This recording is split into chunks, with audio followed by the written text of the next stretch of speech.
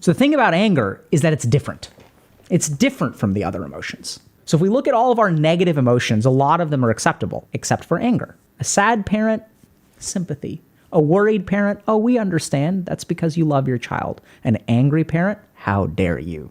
So today, kind of a different video. A lot of my videos lately have been about movies and stuff like that. This is more not that. Anyways, the title of the video is probably going to be something around how do we develop a healthy relationship with anger. This was actually something I kind of touched on in the last video, something I was interested in looking into. And literally the next day I started doing some research. I found a really helpful YouTube video by Dr. K. Huge fan of his stuff. He does amazing stuff for our generation of Gen Z millennial who I guess we're having to learn a lot different things than previously was taught, I guess. So yeah. The reason for me having an interest in making this video is really because I never got proper tutelage on how to deal with anger, like in a healthy way. Like it's not something that I was taught as a kid. And so I guess when you're not taught things as kids, you got to figure it out on your own. And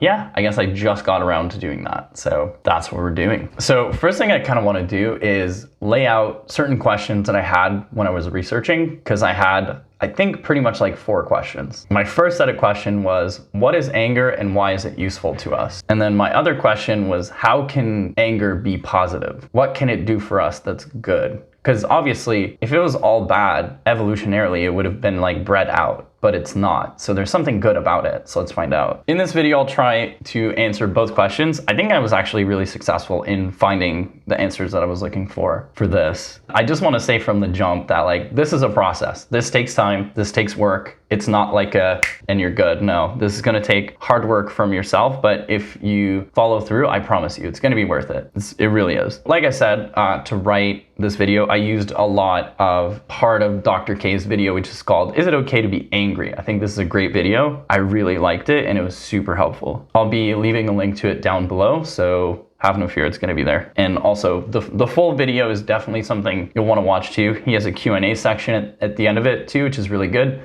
Sometimes other people ask questions that you didn't necessarily know you had. And I guess I'll start the video by answering the first question, which is, what is anger? I'm going to read the literal definition of what anger is, and then we'll start from there. So we have kind of, I guess we have ground to stand on. Anger is an emotion characterized by antagonism towards someone or something you feel has deliberately done you wrong. Anger can be a good thing. It can give you a way to express negative feelings, for example, or motivate you to find solutions to problems. But excessive anger can cause problems. Okay, fair enough. So I'm going to start by playing a really important clip in doing this research. Then we're going to dive into that. So let's play that. So the thing about anger is that it's different. It's different from the other emotions. We can come to accept things like sadness, like getting in touch with your sadness is a good thing. You know, a parent who is sad is deserving of sympathy. We understand, oh, my mom or dad is very anxious about me. It's because they love me, right? That's why they worry about me. They worry because they love. So if we look at all of our negative emotions, a lot of them are acceptable, except for anger. A sad parent, sympathy. A worried parent, oh, we understand. That's because you love your child. An angry parent, how dare you? And like this person, we see why anger is demonized, right? Because anger makes people miserable. We blame people for being angry. And so this becomes a challenge because then like, how do we develop a relationship with anger? We can understand developing a relationship with anxiety, overcoming anxiety. It's understandable that I'm anxious. It's understandable that I'm sad. When I turn to my friends and I say, I'm having a rough day, I'm super sad today, I lost someone that I love, I'm sad. And the world is like, oh, like, let me give you a hug. But if I'm angry, what effect does that have on people around me? And if you grow up in a household where you saw the danger of anger, what happens is anger gets demonized, right? Because anger is a dangerous emotion. It's a bad emotion. Like, oh, sure, like we can get in touch with a sadness, but not anger, right? Anger is the unacceptable emotion. So we demonize anger because anger is the opposite of compassion. And compassion is like a good thing, right? We sort of like put those two all like kindness or angry. kindness or angry. So what happens, it's really tricky, because how do we develop a healthy relationship with this thing? Because anger isn't like the other emotions. Even Freud sort of he has a lot of really interesting stuff to say about anger. And I think this is his theory, that depression is anger turned against the self. So when I'm very depressed and I'm like, oh, I'm terrible, I'm not a good person, people deserve better, people would be happier if I didn't exist, all these kinds of thoughts, that's all hatred against the self. And so oftentimes what I've seen as a clinician is when people are depressed, what it actually is anger at its root. Freud was really brilliant with that observation. So when we don't deal with our anger, it manifests in all kinds of weird ways. It can sometimes manifest as depression. It can sometimes manifest as explosions, right? Which once again, then we blame ourselves because we explode at someone because we feel too much anger. We've been suppressing it. It's not really working out. Explosion. And then we blame ourselves. Oh my God, I got angry again. I lost control of the anger. Do we blame people for breaking out crying? No. Do we blame people for having a panic attack? We may perceive some things around those negative emotions like shame or weakness. None of our emotions get vilified the way that anger does. So what's going on here? I want to highlight a few things that he says that I think are important. So anger, it's not like other emotion. We can come to accept emotions like sadness. Getting in touch with your sadness is a good thing. A parent who is sad is deserving of sympathy. And I think here we find our first problem with our relationship to anger, that we demonize it. Anger is an emotion responsible for causing like pain and misery, right? Is it though? Let's dig in.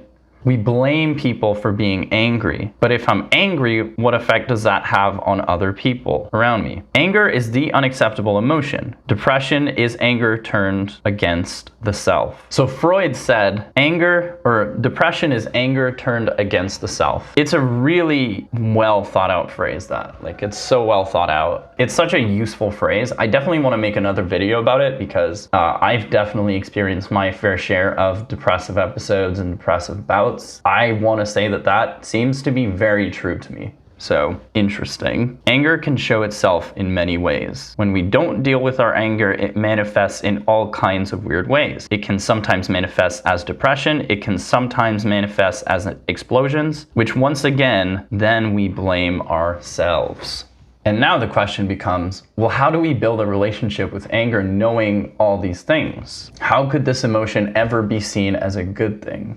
So before trying to do all the research for this video, I have to admit that I never really thought about how to develop a relationship with anger. It's something that never really crossed my mind. I always thought anger was kind of bad and it's better to try and control it. I learned that that's not what you're supposed to do. I think that controlling anger has way bigger consequences than we realize, right? Because you control it by either suppressing it or expressing it. Then that usually has some pretty bad outcomes. And if you suppress it, well, then eventually it's going to leak out. So both options seem to be pretty wrong. And then after you, say, explode, then the anger turns inward because now you caused pain to somebody else. So how does one start to develop a healthy relationship with anger? I'm going to give you all one really simple answer.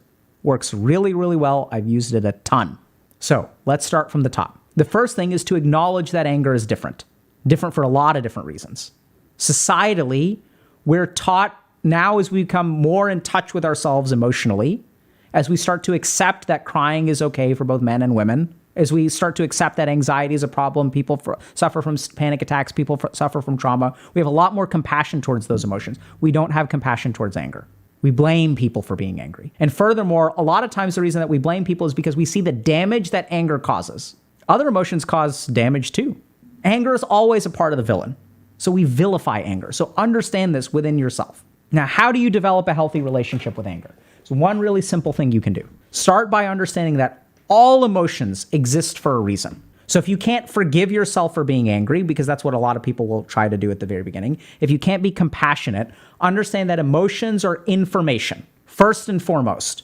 And start by asking yourself, what is the anger telling me? What is the anger saying? Because if we don't want to judge ourselves for being angry, we have to understand it. We have to listen to it. It doesn't mean follow what it wants you to do. Listening to it means literally listening to it.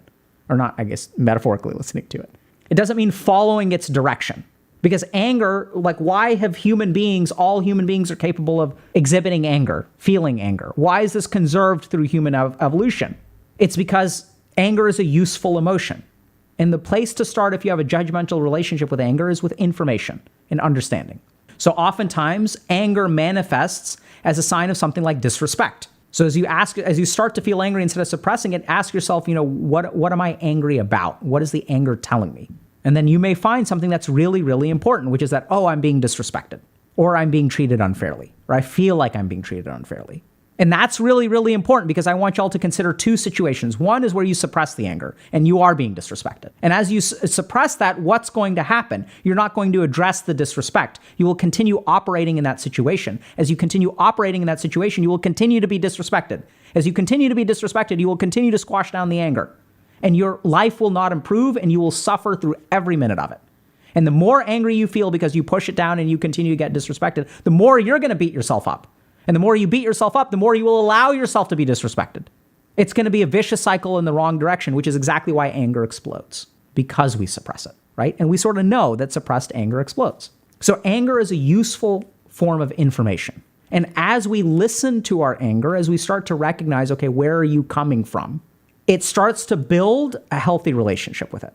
Because now you're not judging it. You're not squashing it down. You're not giving into it and letting it explode. You're listening to it. What is the information that you're trying to give me? And oftentimes anger is a response to hurt, right? So if you think about what's the most basic form of anger that a reliable form of people that anger experience, it's when they get hurt. It's a protection against hurt. So to me, what I got from all of that is the place to start is from the standpoint of looking at it as information and to try and gain an understanding of it, and also to not be judgmental about the feelings that you may be feeling. You don't need to act on those feelings, but it's okay to have those feelings, and they're trying to tell you something. Oftentimes, anger points to the feeling of getting either hurt, disrespected, or something like that.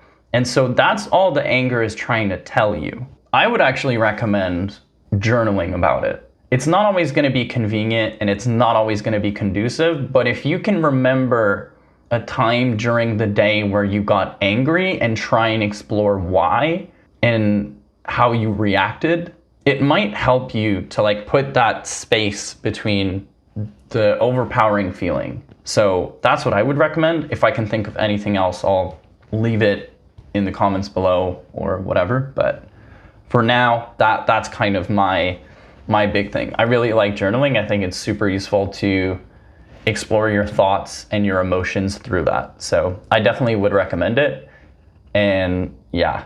Another important thing that he says is anger explodes because we suppress it. Anger is a useful form of information.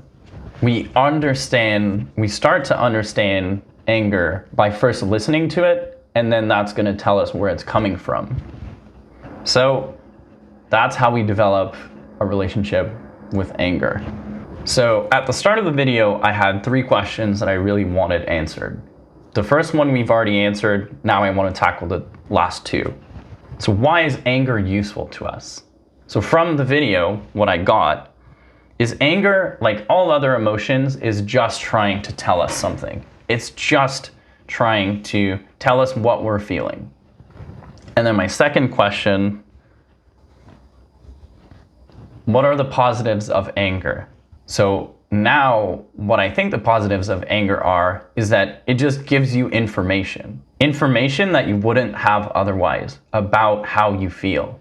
And you can really use it to understand yourself better. So I think that's cool. Anyways, I want to finish off the video by saying that this is a process and that this is a really difficult thing to learn.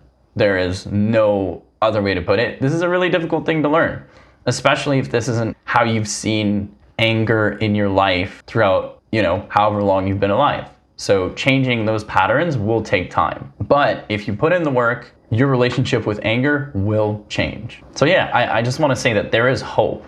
Anger is a very scary emotion, believe me, I know. But if we work on it together, we can get through it. But yeah, I just want to say thank you so much for watching. This is a bit different than the stuff I've done in other videos, but I'm definitely going to do more of the videos like this. And whenever I find a good opportunity to talk about the stuff that I talked about in Dune or stuff that I really liked about a movie, definitely going to do. But yeah, let's deal with our anger together.